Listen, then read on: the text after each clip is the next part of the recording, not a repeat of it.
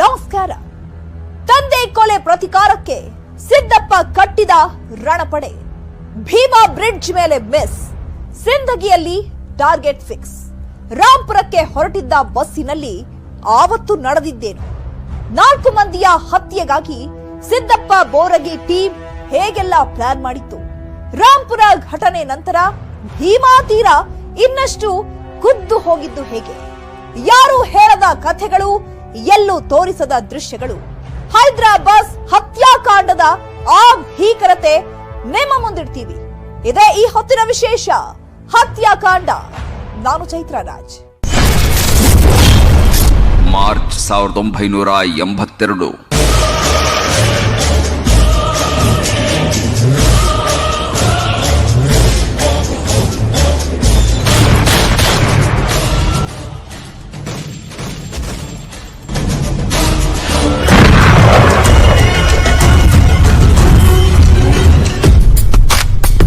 ಬೋರಗಿ ಕುಟುಂಬದ ಹೊಲದ ಬದುವಿನ ವಿಚಾರಕ್ಕೆ ಒಂದ್ಸಲ ತಳ್ಳಾಟ ನೂಕಾಟವಾಗಿತ್ತು.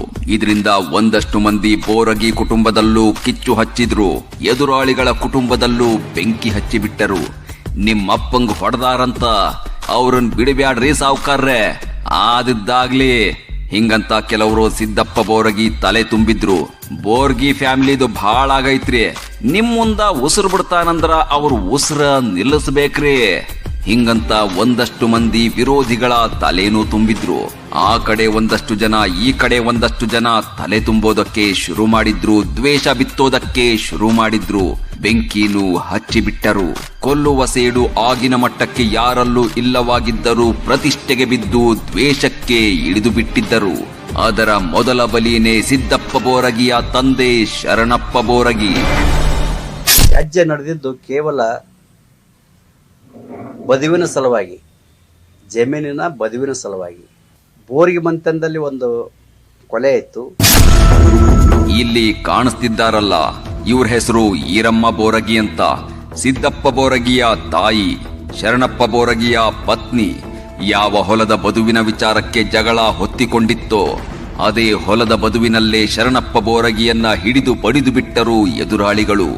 ಕೊನೆಗೆ ಓಡಾಡಿಸಿಕೊಂಡು ಕೊಂದೇ ಬಿಟ್ಟಿದ್ದರು. ಸಿದ್ದಪ್ಪ ಬೋರಗಿ, ಶಿವಾಜಿ ಬೋರಗಿ ಇಬ್ಬರು ಸಣ್ಣವರಾಗಿದ್ದ ಕಾರಣ ತಂದೆಯನ್ನ ಹೊಡಿತಿದ್ರು, ಬಿಡಿಸ್ಕೊಳ್ಳೋಕ್ ಬರ್ಲಿಲ್ಲ.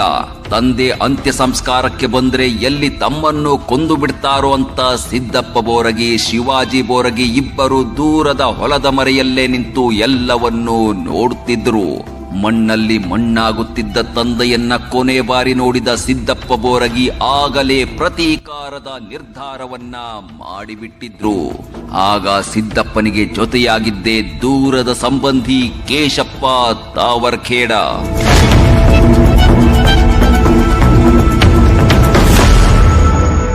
ಶಿವಾಜಿ ಬೋರಿಗೆ ಅಗರ್ಭ ಶ್ರೀಮಂತರವರು. ಯಾವಾದೋ ಅವ್ರಿಗೇನೋ ಆಸ್ತಿ ಅಂತ ಸಿಕ್ಕಾಪಟ್ಟಿ ಆಸ್ತಿ, ಅವರು ಆಸ್ತಿವಂತರು. ಕೇಶಪ್ಪ ತಾವರ್ಖೇಡ ಅವರು ಆಸ್ತಿವಂತರು, ಅಡತಿ, ದೊಡ್ಡ ಮನೆ. ದೇವಣಗೊಳಗೆ ಇಡೀ ಫಸ್ಟಿ ಕಾಣದ ಅವರು ಕೇಶಪ್ಪ ತಾವರ್ಖೇಡನ ಮನೆ. ಅಗರ್ಭ ಶ್ರೀಮಂತರವರು. ಯಾವುದೋ ಏನೋ ಇದು ಮಾಡಕ್ಕಂತಲ್ಲ, ಬರೇ ಅವನ ಗೆಳೆಯ ಸಿದ್ದಪ್ಪ ಬೋರ್ಗಿ ಮನಿತನದೊಳಗೆ ಒಂದು ಏನೋ ಒಂದು ಘಟನೆ ನಡೆದ ಅನ್ನೋ ದೃಷ್ಟಿಗೆ ದೋಸ್ತಿಗೆ ಹಿಂಗೆ ಅನ್ಯಾಯ ಆಗ್ಯದ ಅಂತ ಹೇಳಿ ಅವನು ಸಪೋರ್ಟ್ ಕೊಟ್ಟಿದ್ದಷ್ಟೇ. ಆ ಸಪೋರ್ಟ್ ಕೊಟ್ಟಿದ್ದ ಸಲುವಾಗಿ ಇವ್ರನ್ನ ಒಯ್ದು ಅವ್ರನ್ನ ಅಪೋಸಿಟ್ ಇದ್ದವರು ಇವನ್ ಮ್ಯಾಗ ಹಲ್ಲೆ ಮಾಡಿದಾಗ ಇದನ್ನು ಮುಂದುವರಿತು.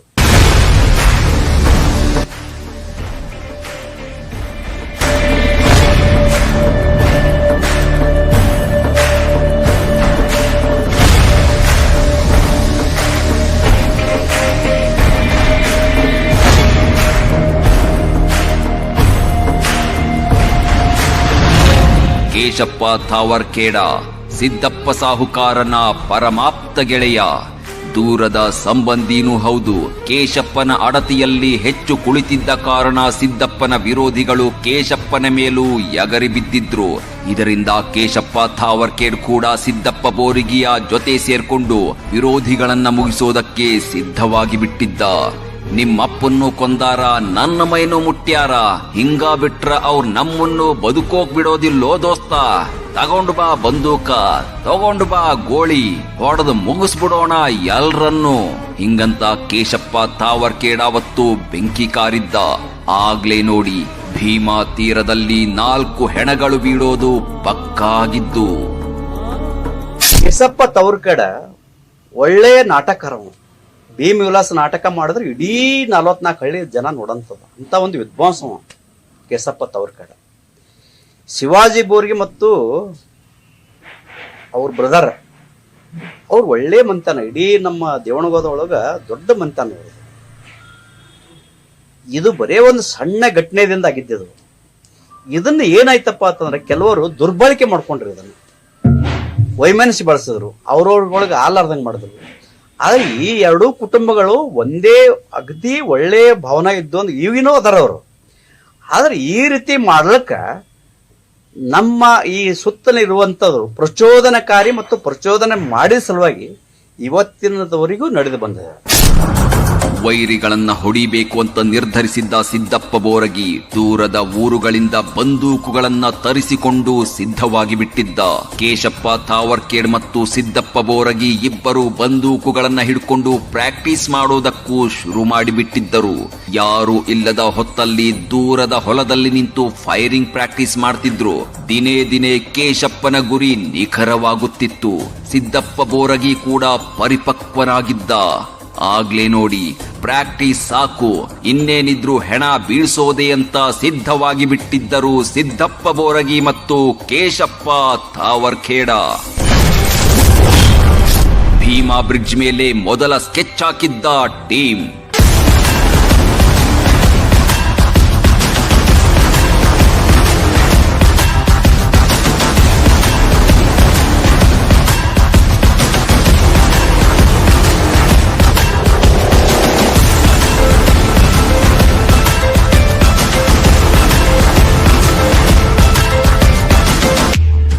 ಸಣ್ಣ ಬದುವಿನ ವಿಚಾರಕ್ಕೆ ತಮ್ಮ ತಂದೆಯನ್ನೇ ಕೊಂದರಲ್ಲ ಎಂಬ ಕಾರಣಕ್ಕೆ ಎದುರಾಳಿಗಳ ವಿರುದ್ಧ ಪ್ರತೀಕಾರಕ್ಕೆ ಇಳಿದು ಬಿಟ್ಟಿದ್ದ ಸಿದ್ದಪ್ಪ ಬೋರಗಿ.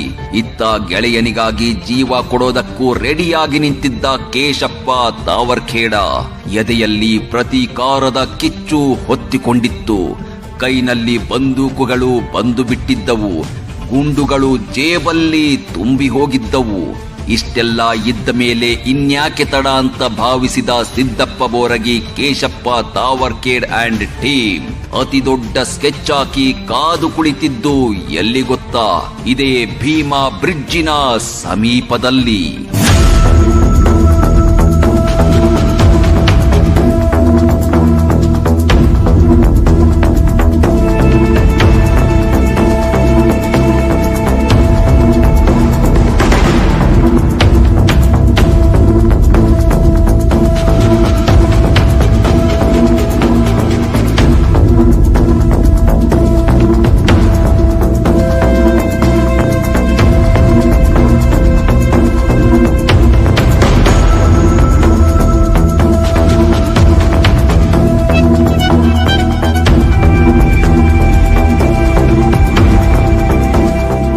ಕಂಟಿಗಳ ಮಾರಿಯಲ್ಲಿ ಒಂದೆರಡು ಬಾರಿ ಕಾದು ಕುಳಿತರೂ ತಮ್ಮ ಎದುರಾಳಿಗಳು ಬಂದಿರಲೇ ಇಲ್ಲ. ಆದ್ರೆ ಅದೊಂದು ದಿನ ತಮ್ಮ ಲೆಕ್ಕಾಚಾರ ಮಿಸ್ ಆಗಲಿಲ್ಲ. ಆವತ್ತು ಎದುರಾಳಿಗಳು ಭೀಮಾ ಬ್ರಿಡ್ಜ್ನ ಮೇಲೆ ಬರ್ತಿರೋದನ್ನ ಗಮನಿಸಿದ ಸಿದ್ದಪ್ಪ ಬೋರಗಿ ಇನ್ನೇನು ತಾನು ತಂದಿದ್ದ ಬಂದೂಕನ್ನ ತೆಗಿಬೇಕು ಎನ್ನುವಷ್ಟರಲ್ಲಿ ಗಾಬರಿಯಾಗಿದ್ದ. ಯಾಕಂದ್ರೆ ಆತ ಒಬ್ಬನೇ ಬಂದಿರಲಿಲ್ಲ. ಎದುರಾಳಿಗಳ ದೊಡ್ಡ ಪಡೆಯೇ ಭೀಮಾ ಬ್ರಿಡ್ಜಿನ ಮೇಲೆ ಕಾಣಿಸಿತ್ತು. ಆ ದೊಡ್ಡ ಪಡೆಯನ್ನ ನೋಡಿದ ಸಿದ್ದಪ್ಪ ಬೋರಗಿ ಸೈಲೆಂಟ್ ಆಗಿ ಬಿಟ್ಟಿದ್ದ. ಮುಳ್ಳು ಕಂಟಿಗಳ ನಡುವಲ್ಲೇ ಮಾತನಾಡದೆ ಅವಿತುಕೊಂಡು ಬಿಟ್ಟಿದ್ದ. ಆವತ್ತು ಬೇಟೆ ಮಿಸ್ ಆಗಿಬಿಟ್ಟಿತ್ತು. ಇದಾದ ಮೇಲೇನೆ ನೋಡಿ ರೆಡಿಯಾಗೋದು ಹೈದರಾಬಾದ್ ಹತ್ಯಾಕಾಂಡದ ಸಂಚು.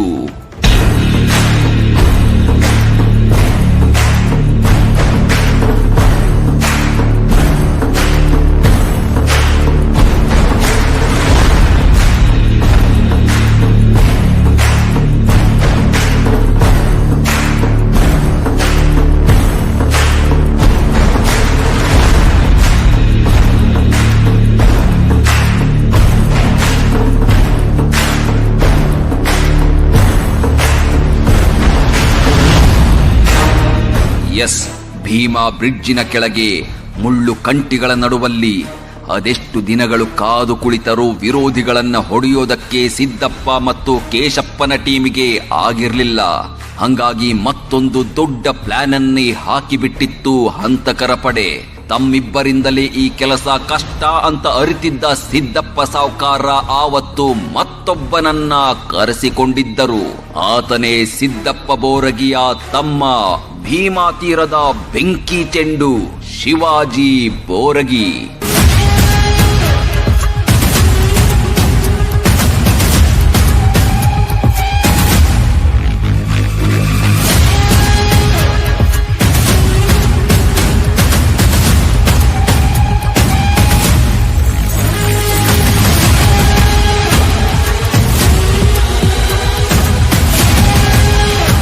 ಶಿವಾಜಿ ಬೋರಗಿ ಸೊಲ್ಲಾಪುರದ ಅಕ್ಕನ ಮನೆಯಲ್ಲೇ ಓದುತ್ತಿದ್ದ.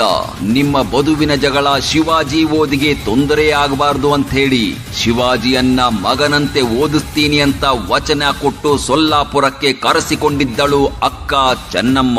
ಅಕ್ಕನ ಗಂಡ ಆದಿಲಿಂಗ ಪಾಟೀಲ್ ಕೂಡ ಶಿವಾಜಿಯನ್ನ ಮಗನಂತೆ ನೋಡಿಕೊಂಡಿದ್ದರು.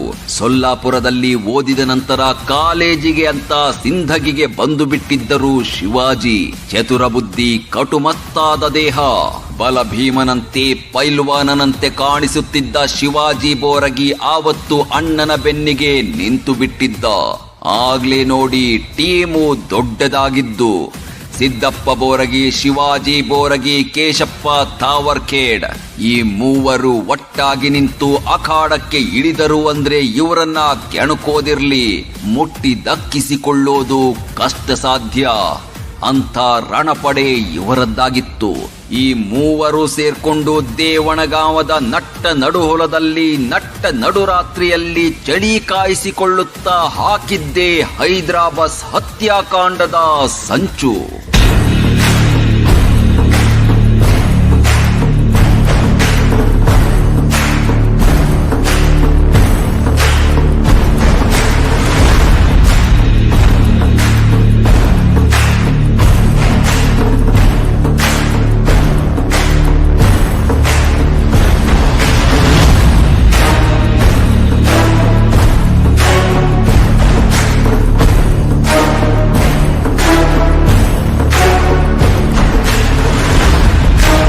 ಭೀಮಾ ಬ್ರಿಡ್ಜ್ನ ಕೆಳಗೆ ಕಾದು ಕುಳಿತರೂ ಸಿಗದ ವಿರೋಧಿಗಳು ತಮ್ಮ ತಂದೆ ಶರಣಪ್ಪ ಬೋರಗಿ ಹತ್ಯೆ ವಿಚಾರವಾಗಿ ಸಿಂಧಗಿ ಕೋರ್ಟಿಗೆ ಬಂದೇ ಬರ್ತಾರೆ ಅನ್ನೋದು ಸಿದ್ದಪ್ಪಗೆ ಗೊತ್ತಾಗಿತ್ತು. ಕೋರ್ಟು ಅಂದ ಮೇಲೆ ಹಂತಕ ಪಡೆಯನ್ನ ಬೆನ್ನಿಗೆ ಕಟ್ಕೊಂಡು ಹೋಗೋದು ಸಾಧ್ಯವಿಲ್ಲ. ಹಿಂಗಾಗಿ ಸಿಂಧಗಿಯಲ್ಲಿ ಹೊಡಿಬಹುದು ಅಂತ ಪ್ಲಾನ್ ಮಾಡಿದ್ದ ಸಿದ್ದಪ್ಪ ಸಾವ್ಕಾರ, ಕೇಶಪ್ಪ ತಾವರ್ಖೇಡ್ ಮತ್ತು ಶಿವಾಜಿ ಬೋರ್ಗಿ ಆವತ್ತು ಸಿಂಧಗಿಗೆ ಬಂದೇ ಬಿಟ್ಟರು. ಸಿಂಧಗಿಯಲ್ಲಿ ವಿರೋಧಿಗಳನ್ನ ಮುಗಿಸ್ಲೇಬೇಕು ಅಂತ ನಿರ್ಧರಿಸಿದ ಸಿದ್ದಪ್ಪ ಬೋರಗಿ ಅಂಡ್ ಟೀಮ್ ಯಾರ್ಯಾರು ಎಲ್ಲೆಲ್ಲಿರಬೇಕು, ಹೇಗೆ ದಾಳಿ ಮಾಡಬೇಕು ಅನ್ನೋದೆಲ್ಲವನ್ನು ಮೊದಲೇ ಪ್ಲಾನ್ ಮಾಡಿಕೊಂಡಿತ್ತು. ಆ ಪ್ರಕಾರ ಶಿವಾಜಿ ಬೋರಗಿ ಮತ್ತು ಇನ್ನೂ ಮೂವರು ಆಪ್ತರು ಸಿಂಧಗಿಯಲ್ಲಿರಬೇಕು. Siddappa Boragi and team Rampur bus ಸ್ಟಾಪಿನಲ್ಲಿರಬೇಕು ಅಂತ ಪ್ಲಾನ್ ಸಿದ್ಧವಾಗಿತ್ತು. ಹೀಗೆ ಪ್ಲಾನ್ ಪಕ್ಕಾ ಮಾಡಿಕೊಂಡಿದ್ದವರು ಆವತ್ತು ಭೀಮಾ ತೀರದಲ್ಲಿ ಹರಿಸಿದ್ದು 4 ಮಂದಿಯ ನೆತ್ತರನ್ನ. ಆ ನೆತ್ತರ ಸೇಡಿಗೆ ಇಡೀ ಭೀಮಾ ತೀರವೇ ಬೆಚ್ಚಿ ಬಿದ್ದಿತ್ತು.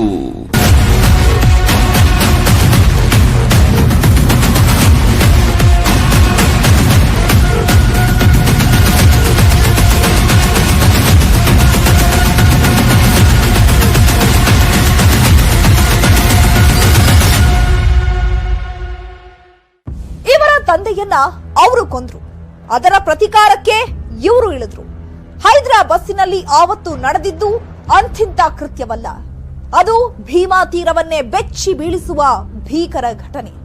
ಅಂದ್ಹಾಗೆ ಆವತ್ತು ಏನಾಯ್ತು ಅದೆಲ್ಲವನ್ನ ಡೀಟೇಲ್ ಆಗಿ ಹೇಳ್ತೀವಿ. ಆದ್ರೆ ಅದಕ್ಕೂ ಮುನ್ನ ಸ್ಮಾಲ್ ಬ್ರೇಕ್.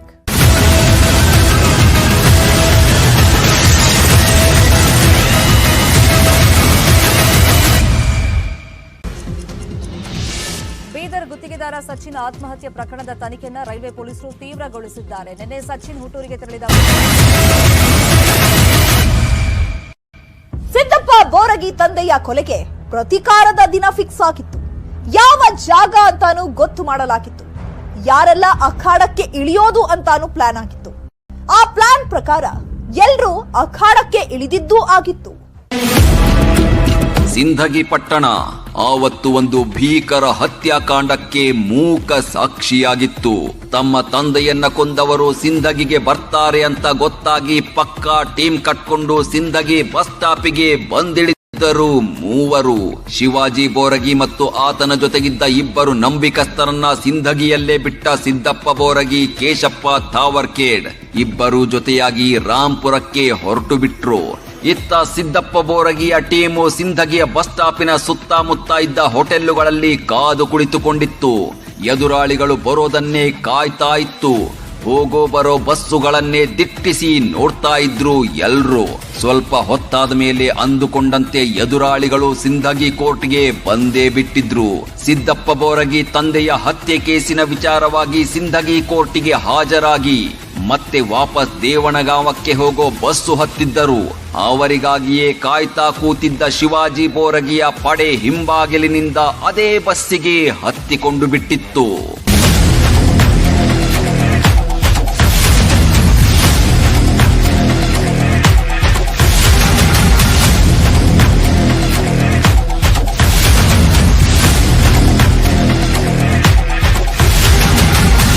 ಅದು ಸಿಂದಗಿಯಿಂದ ಹೊರಟು ಹೈದ್ರಾ ಅನ್ನೋ ಹಳ್ಳಿಗೆ ಮುಟ್ಟುತ್ತಿದ್ದ ಬಸ್ಸು. ಆ ಹೈದ್ರಾ ಬಸ್ಸೇ ಆ ಮಾರ್ಗದಲ್ಲಿ ಸಂಚರಿಸುತ್ತಿದ್ದ ಕೊನೆ ಬಸ್ ಆಗಿತ್ತು. ಸಿಂಧಗಿ, ರಾಂಪುರ, ದೇವಣಗಾವದ ಮೂಲಕ ಹೋಗಿ ಹೈದ್ರಾ ಅನ್ನೋ ಹಳ್ಳಿಯಲ್ಲಿ ಮೊಕ್ಕ ಮಾಡುತ್ತಿದ್ದ ಬಸ್ ಆಗಿತ್ತು.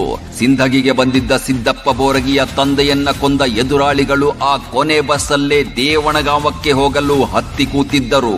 ಬಸ್ಸು ರಾಂಪುರ ಬಸ್ ಸ್ಟಾಪಿನ ಹತ್ರ ಬರ್ತಾ ಇದ್ದಂತೆ ಒಳಗಿದ್ದವರು ಟಾರ್ಚ್ ಲೈಟಿನ ಸಿಗ್ನಲ್ ಕೊಟ್ಟಿದ್ದರು. ಇದೇ ಬಸ್ಸಲ್ಲಿ ಶಿವಾಜಿ ಬೋರಗಿಯ ಟೀಮ್ ಇದೆ, ಎದುರಾಳಿಗಳು ಇದ್ದಾರೆ ಅಂತ ಮನಗಂಡ ಸಿದ್ದಪ್ಪ ಬೋರಗಿ ಮತ್ತು ಕೇಶಪ್ಪ ತಾವರ್ಕೇಡ್ ಅದೇ ಬಸ್ಸಿಗೆ ಹತ್ತಿಕೊಂಡು ಬಿಟ್ಟರು. ಹೀಗೆ ಹತ್ತಿಕೊಂಡ ಕೆಲವೇ ಕ್ಷಣಗಳಲ್ಲಿ ಸಿದ್ದಪ್ಪ ಬೋರಗಿ ತನ್ನ ತಂದೆಯನ್ನ ಕೊಂದವರ ಕಡೆಗೆ ಗುಂಡು ಹಾರಿಸಿ ಬಿಟ್ಟಿದ್ದ. ಬೋರಿಗೆ ಅವಾಗ ಇದೇ ನಮ್ಮ ಸಿಂದಗಿಯ ಮಾಜಿ ದಿವಂಗತ ಮನುಗಳಿವರು ಕಾಲೇಜ್ ಒಳಗ ಅಭ್ಯಾಸ ಮಾಡವ ಶಿವಾಜಿ ಬೋರಗಿ. ಇಡೀ ಸಿಂದಗಿ ತಾಲೂಕೊಳಗೆ ಒಂದು ಹೈಸ್ಕೂಲಪ್ಪ ಕಾಲೇಜಪ್ಪ ಅಂದ್ರೆ ಸಿಂದಗಿಯಿಂದ ಬಂದು ಇಲ್ಲಿ ಇರ್ತಿದ್ರು. ಅವಾಗ ಅವರ ಪ್ರತಿಸ್ಪರ್ಧಿಯನ್ನು ಹೊಡಿಬೇಕಾದ್ರೆ ಹೆಂಗೆ ಮಾಡ್ಬೇಕಪ್ಪ ಅಂತಂದ್ರೆ ಒಂದು ಬಸ್ ಇತ್ತದು ಹೈದ್ರಾ ಬಸ್. ಸಿಂದಗಿಯಿಂದ ಸಂಜೆ ಕಡೆ ಹೋಗ್ಬಿಡೋದು, ರಾತ್ರಿ ಮುಕ್ಕಾಂ ಬಸ್ ಹೈದ್ರಾ ಬಸ್ ಅಂತ ಹೇಳಿ. ಹೈದ್ರಾ ಬಸ್ ಒಳಗೆ ಅವ್ರ ಪ್ರತಿಸ್ಪರ್ಧಿ 3-4 ಜನ ಆ ಬಸ್ಸಿಗೆ ಹತ್ತಾರ. ಆ ಬಸ್ಸಿಗೆ ಒಳಗೆ ಸಿಂದಗಿ ಬಸ್ ಸ್ಟ್ಯಾಂಡಿಂದ ಅವರು ಅಲ್ಲಿ ರಾಂಪುರ್ ಹತ್ತಿರ ಅವರಿಗೆ ಸುಳು ಕೊಡ್ತಾನ. ನಾವು ಈ ಬಸ್ಸಿಗೆ ಹತ್ತಾರ, ಅವರು ನಮ್ಮ ಪ್ರತಿಸ್ಪರ್ಧಿ ಹತ್ತಾರ, ಅವ್ರು ಬರೀ ಇನ್ಫಾರ್ಮೇಶನ್ ಕೊಡ್ತಾನ ಶಿವಾಜಿ ಬೋರ್ಗಿ. ಅವಾಗ ರಾಂಪುರ್ ಹತ್ತಿರ ಡೌನಲ್ ಇದೆ, ಆ ಡೌನಲ್ ಹತ್ತಿರ ಬಸ್ ಸ್ಲೋ ಆಗ್ತದ.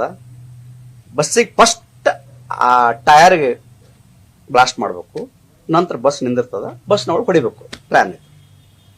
ಅದೇ ಬಸ್ ಹ್ಯಾಂಗ್ ಕನ್ಫರ್ಮ್ ಮಾಡ್ಬೇಕಪ್ಪ ಅಂದ್ರೆ ಅದ್ರ ಹಿಂದೆ ಒಂದೊಬ್ಬ ವ್ಯಕ್ತಿ ಹೋಗಿ ಆ ಸಮೀಪ ಬಂದವರು ಟಾರ್ಚ್ ಹಾಕ್ಬಿಡೋದು. ಹಿಂಗ ಹೊರಗಡೆ ಟಾರ್ಚ್ ಹಾಕಿದ್ರೆ ಇದೇ ಬಸ್ ಅಂತ ಹೇಳಿ ಹಂಗ್ ಮಾಡಿ ರಾಂಪುರದಲ್ಲಿ ಆ ಬಸ್ಸಿಗೆ ಗುಂಡು ಹಾಕಿ, ಟೈರ್ ಗುಂಡು ಹಾಕಿ ಬಸ್ಟ್ ಮಾಡಿ 3 ಜನರಿಗೆ ಅಲ್ಲಿ ಬಸ್ನೊಳಗಿದ್ದಂತ ಅವ್ರನ್ನ ಪ್ರತಿಸ್ಪರ್ಧಿಯನ್ನ ಅಲ್ಲಿ ಗುಂಡಾಕಿ ಹೊಡಿತಾರ.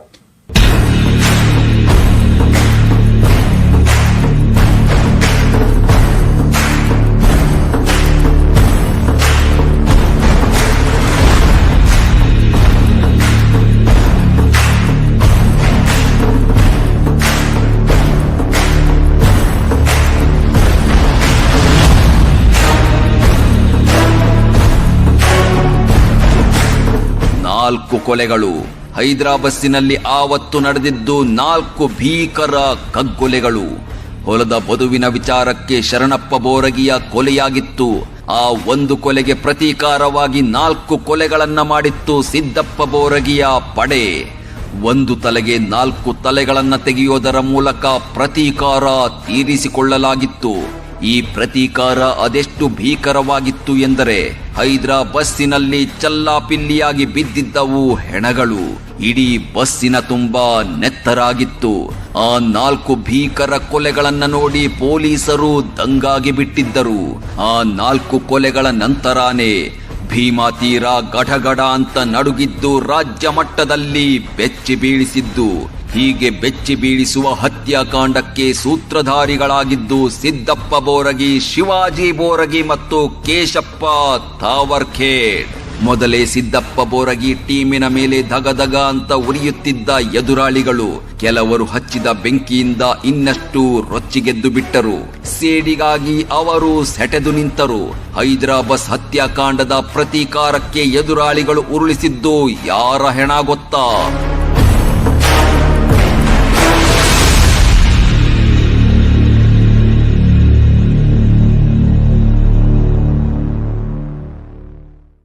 ಸಿದ್ದಪ್ಪ ಬೋರಗಿ ಊರಿಗೆ ಸಾವುಕಾರರು.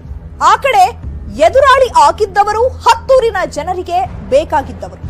ಸಮಾಜದಲ್ಲಿ ಇಬ್ಬರಿಗೂ ತಮ್ಮದೇ ಆದ ಗೌರವ ಇತ್ತು, ಬಲವೂ ಇತ್ತು. ಜನ ಇಬ್ಬರನ್ನೂ ಪ್ರೀತಿಸ್ತಾ ಇದ್ರು. ಆದ್ರೆ ಹೊಲದ ಬದುವಿನ ಜಗಳವನ್ನೇ ಬಂಡವಾಳ ಮಾಡಿಕೊಂಡ ಕೆಲವರು ಬೋರಗಿ ಕುಟುಂಬ ಮತ್ತು ಎದುರಾಳಿಯ ಕುಟುಂಬ ಎರಡೂ ಕಡೆಗೂ ಬೆಂಕಿ ಹಚ್ಚಿಬಿಟ್ರು.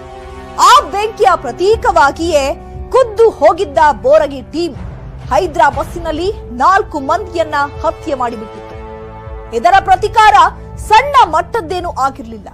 ಅದೆಷ್ಟು ಭೀಕರ, ಅದೆಷ್ಟು ಭಯಾನಕ, ಅದೆಷ್ಟು ಭೀಭತ್ಸವಾಗಿತ್ತು ಅನ್ನೋದನ್ನ ತೋರಿಸ್ತೀವಿ ಮುಂದಿನ ಎಪಿಸೋಡ್ನಲ್ಲಿ. ಅಲ್ಲಿವರೆಗೂ ನೋಡ್ತಾ ಇರಿ ನ್ಯೂಸ್ 18. ಜಾಲ ನಮ್ಮದು, ಬಲ ನಿಮ್ಮದು.